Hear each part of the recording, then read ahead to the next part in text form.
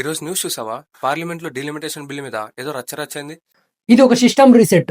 రచ్చ ఎందుకంటే అది పవర్ స్ట్రక్చర్ ని మార్చేసేలా ఉంది. అసలు డీలిమిటేషన్ అంటే ఏంటి? కొంచెం సింపుల్ గా చెప్పొచ్చు కదా. 1 పర్సన్ 1 ఓట్ 1 వాల్యూ. పాపులేషన్ పెరుగుతున్నప్పుడు ఆ ఓటింగ్ ఏరియాస్ యొక్క బౌండరీస్ ని తిరిగి డ్రా చేయాలి. పాపులేషన్ ఎక్కువ ఉన్న చోట ఎక్కువ ఎంపీ సీట్స్, తక్కువ ఉన్న చోట తక్కువ సీట్స్. మరి ఇప్పుడు ఇది ఎందుకు అంత సీరియస్ అవుతోంది? ఎందుకంటే మనం దీన్ని 1976 నుంచి ఫ్రీజ్ చేసి పెట్టాం. అప్పుడు ఇందిరాగాంధీ గారి గవర్నమెంట్ 42nd అమెండ్మెంట్ బిల్ తీసుకొచ్చారు. సౌత్ స్టేట్స్ లో పాపులేషన్ చాలా అంటే చాలా కంట్రోల్ అయింది. వాళ్లకు పవర్ తగ్గకూడదు అని దీన్ని లాక్ చేసి పెట్టారు. మళ్ళీ 2001 లో వాజ్పేయి గారి గవర్నమెంట్ ఆ లాక్ ని 25 ఇయర్స్ వరకు అంటే 2026 వరకు ఎక్స్టెండ్ చేశారు. అంటే ఈ ఇయర్ ఆ లాక్ ఓపెన్ అవుతుందా? సరే, మరి సౌత్ లీడర్స్ ఎందుకు ఇంతలా అపోజ్ చేస్తున్నారు? ఎందుకంటే 1971 నుంచి నార్త్ స్టేట్స్ లో పాపులేషన్ అనేది చాలా పెరిగింది, కానీ సౌత్ స్టేట్స్ దాన్ని బాగా కంట్రోల్ చేశాయి.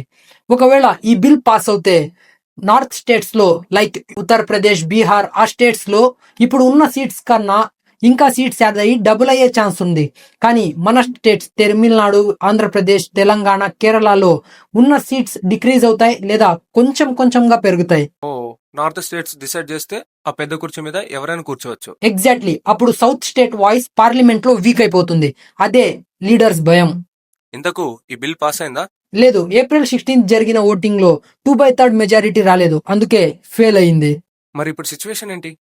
ఇంకా వెయిట్ చేయాలి, ఎందుకంటే ఇది ఇండియా స్టేట్స్ యూనిటీకి ఒక పెద్ద టెస్ట్.